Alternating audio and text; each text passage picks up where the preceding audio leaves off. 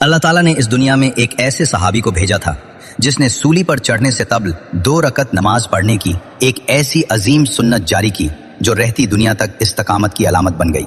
یہ اس وقت کی بات ہے جب قریش مکہ کے مشرکین کے لیڈر حضرت ابو سفیان تھے، جنہوں نے ابھی اسلام قبول نہیں کیا تھا، اور انہوں نے حضرت خبیب بن عدی رضی اللہ عنہ کو دھوکے سے گرفتار کر کے قید کیا اور غزوہ بدر کے مقتولین کا بدلہ لینے کے لیے انہیں سرعام شہید کرنے کا فیصلہ کیا۔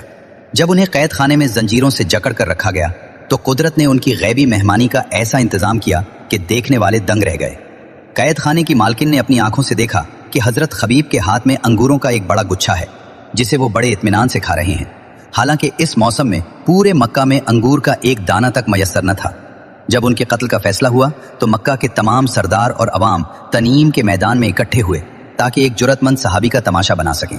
حضرت خبیب نے اپنی آخری خواہش کے طور پر 2 رکعت نماز کی مہلت مانگی۔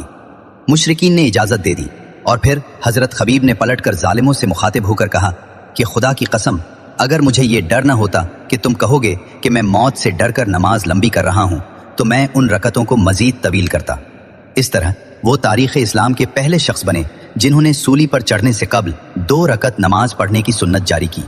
جب انہیں سولی پر چڑھایا گیا اور ان کا رخ قبلہ سے پھیر دیا گیا تو انہوں نے بڑے سکون سے کہا کہ اے اللہ، میرا رخ جس طرف بھی ہو تو ہی میرا خدا ہے، اور پھر یہ تاریخی اشعار پڑھے۔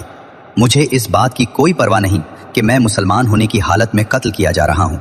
اللہ کی راہ میں جس پہلو پر بھی گروں گا وہ شہادت ہے۔ مشرکین حضرت خبیب رضی اللہ عنہ کے سینے اور جسم پر نیزے مارتے اور زخم دیتے جاتے اور ساتھ ساتھ مذاق اڑاتے ہوئے پوچھتے کہ کیا تم چاہتے ہو کہ تمہاری جگہ محمد صلی اللہ علیہ وسلم ہوتے اور تم اپنے گھر میں سکون سے ہوتے؟ تو انہوں نے جواب دیا کہ خدا کی قسم، مجھے یہ بھی گوارا نہیں کہ میں اپنے گھر میں آرام سے بیٹھا رہوں اور میرے آقا صلی اللہ علیہ وسلم کے پاؤں میں ایک کانٹا بھی چبھے۔